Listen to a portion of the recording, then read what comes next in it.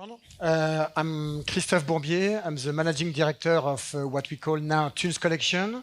Previously, Thunes Collection was named Limenetic, and Limenetic has been acquired by Thunes 1 year ago. Okay? So, quick snapshot on what we do at Thunes. So at Thunes we do, and we are going to talk about that, collection of alternative payment methods. But at Thunes we also enable clients to do some cross-border payment, cross-border transfer to bank account or to mobile money account almost everywhere in the world, in 130 countries, from Ghana to Philippines and to Mexico. Okay, we are going to do a focus on APM today, and so. And just to finish off with Thunes, Thunes is based in Singapore, but have offices a bit of everywhere, like London, Paris, Barcelona, New York, Miami, Nairobi, and so on.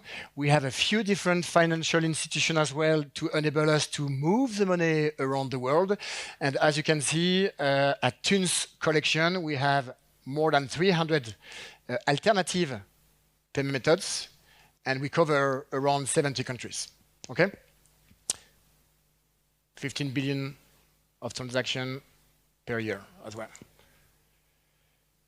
Why do we talk about alternative payment method today?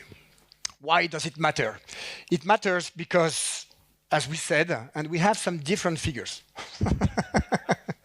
So it depends a little bit, plus minus 10%, depending on how you look at the APM.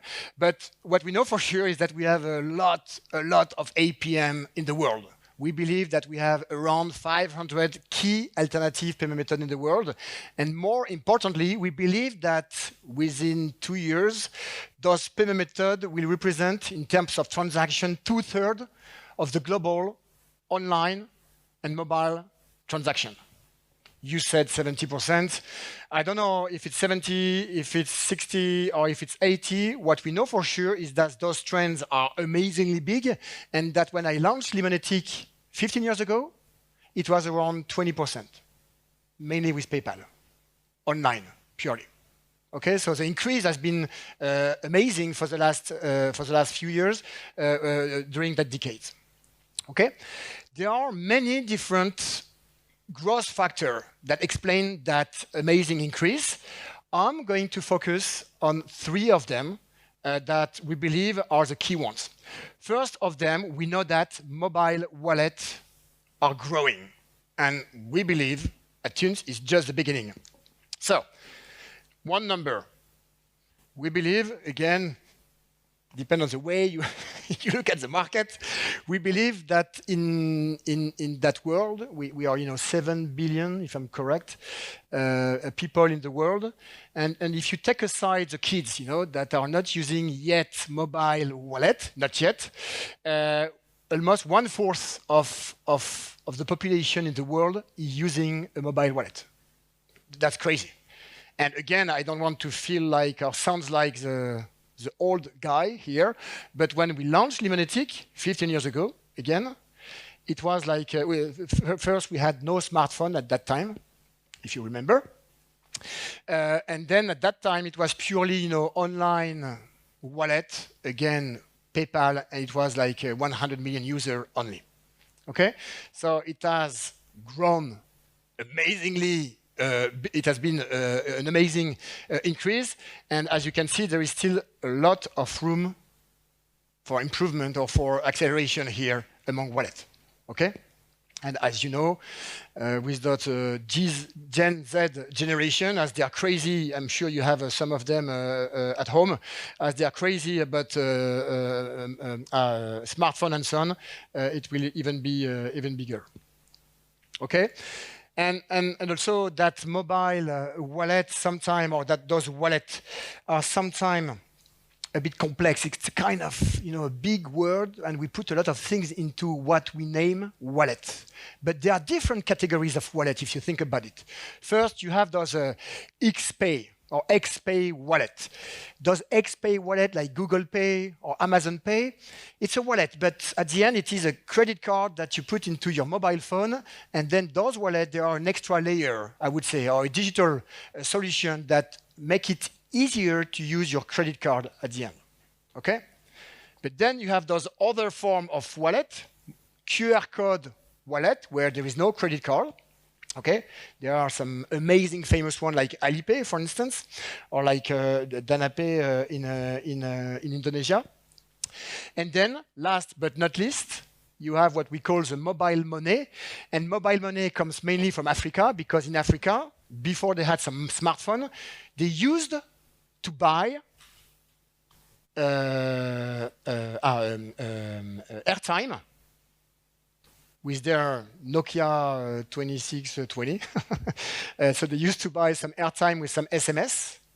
And now those players who help people to do that, they are shifting to mobile pure wallet to buy everything. Okay, so wallet is a bit of everything. We listed 3 categories. You could find a few other ones. What we know for sure is that it's going to keep on growing crazy for the next years. Okay, then a second trend that is important to us. And so there will be more mobile wallet user. Second trend. Does Gen Z generation, again, I'm sure you have some of them at home. Those guys, they now represent the biggest part of the worldwide population. And those guys, they tend to prefer to talk to their friends through their phone, or they tend to prefer to be in restaurants with their phone than with anything else. Good things, bad things, I don't know, but that's how they are. And that's amazing because those guys, of course, they are digital native people, and so they have, the way they use their phone is not the same as us.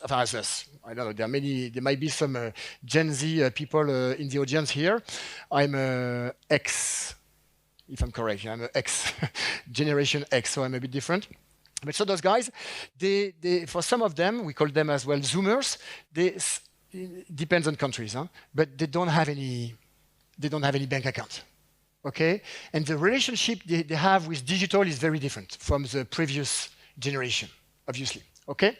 And if you have a specific look at how those guys use APMs, that's the dark part on the right, the right inside. And if you compare that to other generation, we took the example of wallet, buy now pay later, and prepaid vouchers. They are using them much more than the previous generation. Okay, and again, keep in mind that those guys, they are the biggest part of the population now, and so what they do is going to drive the overall, analytics, or the overall analysis that we can have on the usage around the alternative payment methods. Then, well, I'm going to skip that one because quickly. We could believe that this might be limited to some African countries or some far away Asian country. Reality is that even if you have a look on the right on how people use APM, in that scenario, buy now pay later, how they use APM on the right-hand side, and how does Gen Z guy use APM on the left, you will see again for buy now pay later at least in emerging in countries where we are, that they use them much more than the previous generation. Okay, that's key. That's key because if you don't take that into account in your analysis, then you might miss a few opportunities in the next future.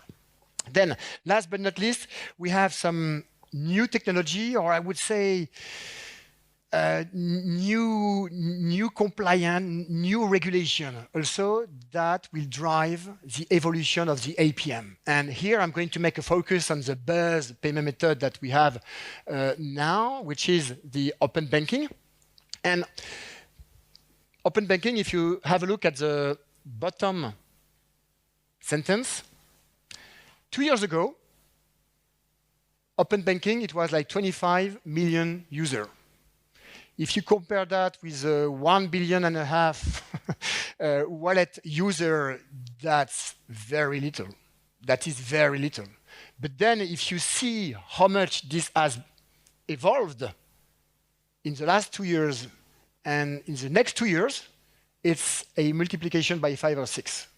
Okay, so it's not like some people are imagining a new payment method that's going to be big in 10 years' time. There is already, right now, a trend that is crazy, and that's not located in Europe, or that's not just located in US.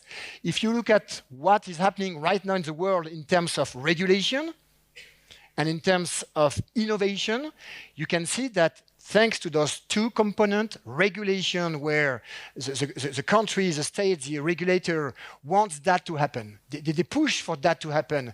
And where in other countries, they don't wait for a regulator to make this happen, but they innovate by themselves, you will see that we already have a good coverage in terms of innovations around open banking.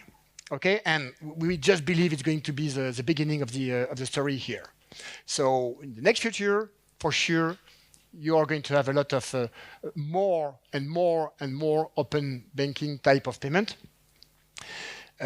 which is great, and it's kind of obvious sometimes because it's less expensive, it's more seamless, there is no risk, etc., etc., etc. And those criteria are super important for merchants, of course.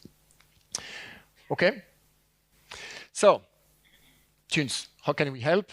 Well, Thunes, we are one single API. Our clients will be gateways, acquirers, merchants, and marketplaces around the world. We help them through one API to have access to all those payment methods that we mentioned: wallet, buy now, pay later, open banking, vouchers, you name them. And then, thanks to the association with Thunes, we can receive the money from those local payment methods and settle that money anywhere in the world in the good currency. So we can address any type of client around the world, or almost. Okay? And just to finish off, we talked about buy now, pay later. We talked about open banking. And maybe you saw on LinkedIn or on the news that we have signed 2 new payment partners, ClearPay on the right-hand side for the buy now, pay later option, and Trulier for open banking. And we believe it's going to be some very successful type of partnership. That's it. Thank you.